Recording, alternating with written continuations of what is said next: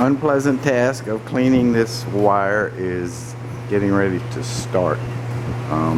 First of all, since it was welded, this was the bottom when it was welded. I got a few little drips that need to be hit with the flap disc. I'll do that first, like this little weld thing right here, and lots of little wires. I think the flap disc will take care of those pretty quickly, and then we'll decide what's next. I tried several different types of wire wheels on the grinder, and they all cleaned the metal well, but they were all kind of dangerous. And if it was just a 5-minute job, I probably could have just hung on and made do. This is going to take 4 or 5 hours to do both sides, so I punted.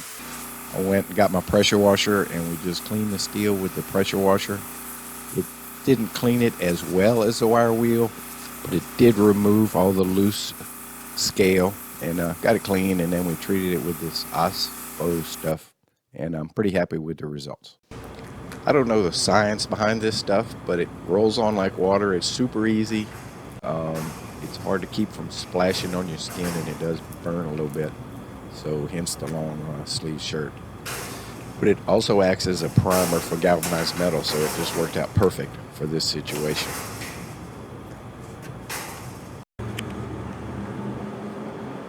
So yesterday I put the Osfo, not sure how to pronounce it, rust converter treatment on here. I'm pretty impressed. It did turn all the rust black. A little bit of white residue, but not too much. So today I'm going to caulk this joint both sides, because there's no way I can get a good coating of paint back in there and it will bleed rust. So I'm going to caulk it. I've got some urethane based caulk both sides of both gates, and tomorrow we can paint. I know this may sound a little weird, but I enjoy caulking.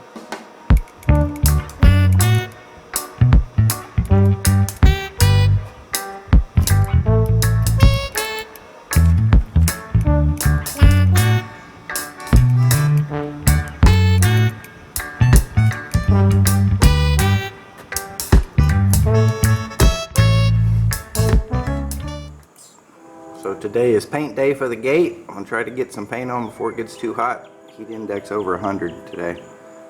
This is Enduro Shield, and it's nasty, smelly stuff, but it's good epoxy coating, so I have to mix each one separately, and then it's 50-50 together, and this is 100% solid. So if I paint 20 mils, when it dries and cures, I'm gonna still get 20 mils, so that's kind of cool.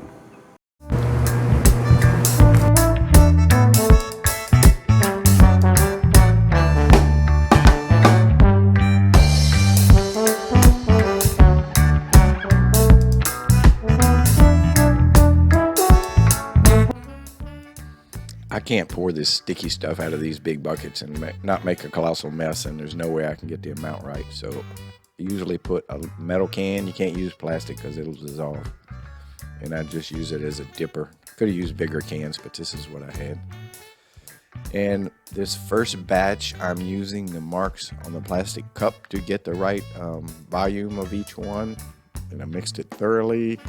And even though you're not supposed to put a thinner in this particular paint, according to the sheets on the internet, I did, because it's just so thick and heavy. And I didn't even use the right thinner. They recommend MEK, and I used some thinner from a different brand, although it's probably very similar. And it was all good until about 15 minutes after I started, and it went off and turned into like a big souffle. So most of this that I'm mixing right now ended up in the garbage can. And on the second and third batches, I just mixed 1 can of each, and that worked good. I was able to use it up before it would get hot. It's very hot outside.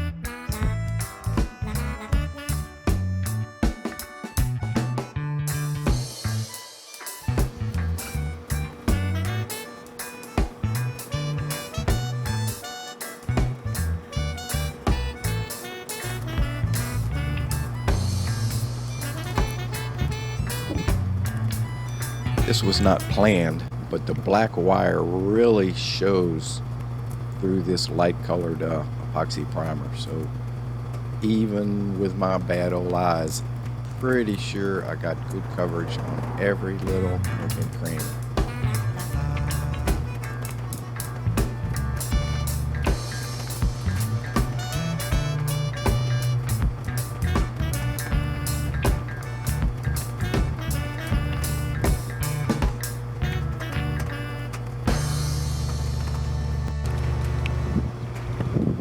Sun came up over the building and almost ran me off because it's just too freaking hot and the paint turns into glue. But then a cloud rolled in and gave me a little break, so I got one coat of epoxy on both gates. And that's probably all I'll put until I hang them, because we gotta do some welding. And then we'll put whatever finish coat my neighbor wants, probably black. I did a little hinge work off camera. Basically, this is the male part of the hinge. This will be welded to the brick column, and this is the female part. It'll be welded to the gate. All I did was weld a big nut on top of the female part, and then trim this head off. So what this gives me is big bearing surface that should wear like forever and ever between this solid pin and this big bolt. And also it'll let me put grease in there, and it'll be captive, keep it from gate from squeaking when it goes back and forth. Yeah, we've got the first gate propped up, and it is level, and it is in about the right spot, but I am not going to start welding the hinge until I put the second gate up and get them straight with each other. I might have to actually make them not level to make them look good. Not sure. Let's set it up. So my camera battery's dead. I'm using my phone.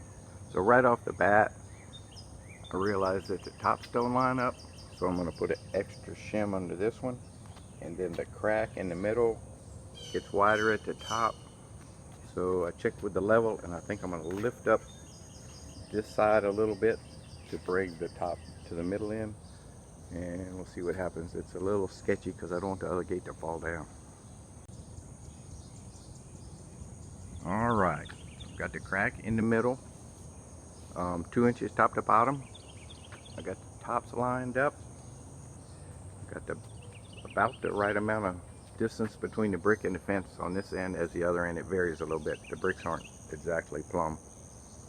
So with this gate being well braced, I can take the other one off so my neighbor can go to work, pay some taxes, support me, and then I'll weld the hinge on this one, and when this one's totally done, we'll get this one up and I'll weld this one. All I have is this little 120 volt welder, so it's kind of iffy, but we'll make it work.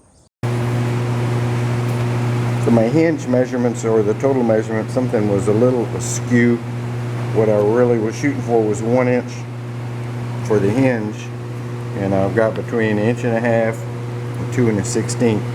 So rather than fight over there in the driveway with the little bitty welding machine, I brought them over here to the shop, and I'm going to add on some, in this case I'm going to add this 1/2x1/2 solid rectangular stock, and that'll take care of this one, and each one will be a little bit different, but I will make them here in the shop the right size, and then we'll go over there and start trying to weld. Okay, this is a story of my life. I welded all 4 of them. I'm laying them out here. I wire brushed them, and now I need to put the flap wheel on them and knock off some of the little bumps, and I can't find one of them. And I know I welded it. It was here a second ago, and it was too hot to carry around, lay it down somewhere. I found it. Damn, I'm stupid. Yeah, I got the top hinge welded in place. I'm gonna have to clean these welds up. I really don't know how good they are with this little machine. And I got the bottom ends propped up and wired, and I got a little tack on it, so now I can let it weld. This machine seems to do better after you sit there and burn the wire for a minute and let it, everything gets a little hot, and then it seems to do a little better. But I'm kind of spoiled from the big machine at the foundry. So the second gate, got the 2 hinges welded on this side, and now I've pulled all the clamps, and I'm going to try to swing the first gate open so I can get to the other side and weld the other side while that gate is still chocked up. Gates are hung, and they work perfectly actually. I still need to wire brush the hinges where I welded today and put some primer paint on them, and then we're gonna, or Paul's gonna paint the gates. I'm assuming black, because most gates are black.